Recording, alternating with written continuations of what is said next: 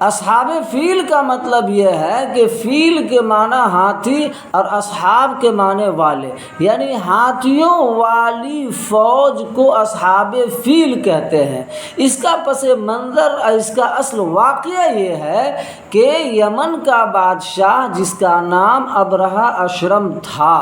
اس نے ایک مرتبہ یہ سوچا، اس کا یہ خیال ہوا کہ مکہ مکرمہ میں موجود اصل خانہ کعبہ کی زیارت کرنے پوری دنیا کے مسلمان جاتے ہیں، ایسا کیا جائے کہ یمن میں ایک اسی طرز کی عمارت فرضی خانہ کعبہ بنوایا جائے تاکہ لوگ اس کی زیارت کرنے آئیں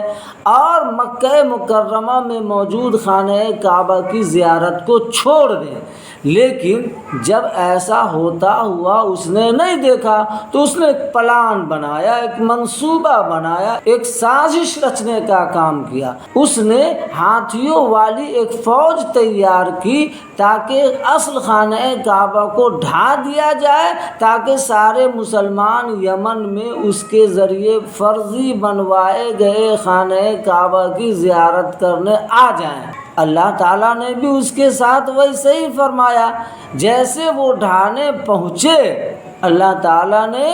جانوروں کے کھائے ہوئے بھوسے کی طرح چور چور کر دیا،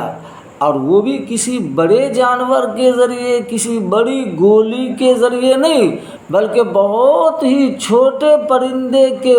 ذریعے، اور بہت ہی چھوٹی گولی جو مسور یا چنے کے دانے کے برابر تھا،